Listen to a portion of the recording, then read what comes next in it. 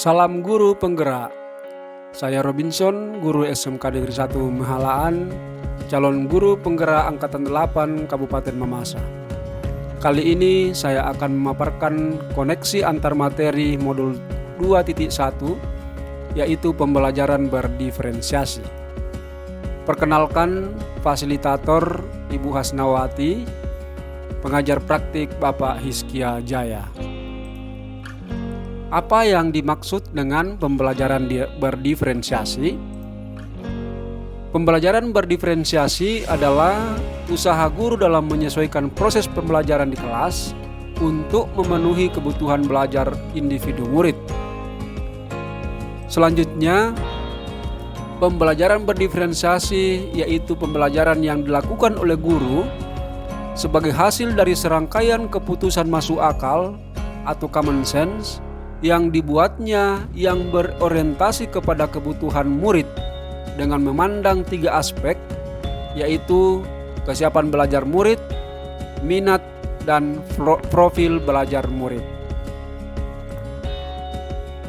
Selanjutnya, pembelajaran berdiferensiasi bukanlah bentuk pembelajaran di mana kita sebagai guru memberikan beraneka ragam cara mendidik kepada seluruh murid yang ada di dalam kelas. Tetapi pembelajaran ini lebih fokus kepada bagaimana kita sebagai guru memberikan respon tepat terhadap murid dengan segala keunikan yang mereka miliki. Bagaimana cara menerapkan pembelajaran berdiferensiasi? Agar dapat menerapkan pembelajaran berdiferensiasi, guru harus memahami tujuan pembelajaran, mengetahui dan merespon kebutuhan murid, menciptakan lingkungan belajar yang mengundang murid untuk belajar, manajemen kelas yang efektif, dan melakukan penilaian berkelanjutan. Ada 3 aspek kebutuhan belajar. Yang pertama, kesiapan belajar murid, kemudian minat murid, dan profil belajar murid. Kita akan bahas satu persatu. Yang pertama yaitu kesiapan belajar murid. Dalam hal ini mengharuskan guru untuk menilai pengetahuan awal dan menentukan apa yang telah murid ketahui dan di mana murid berada. Selanjutnya, minat murid, yaitu minat setiap murid pasti berbeda-beda. Minat adalah salah satu motivator penting bagi murid untuk terlibat aktif dalam proses pembelajaran. Selanjutnya, profil belajar murid.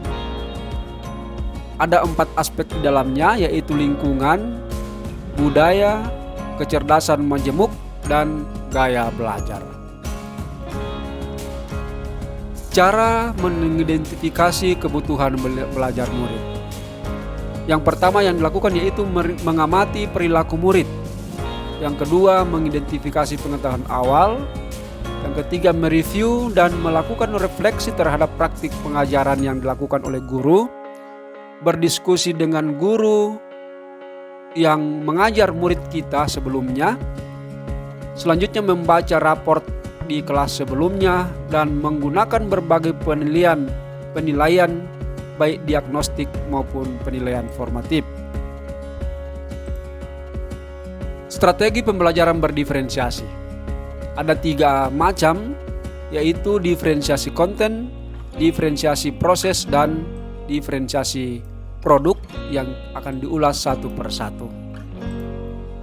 Strategi pembelajaran berdiferensiasi dalam aspek diferensiasi konten, yaitu mendiferensiasi konten bisa dilakukan dengan membedakan pengorganisasian atau format penyampaiannya, bukan mengubah atau menurunkan standar kurikulum.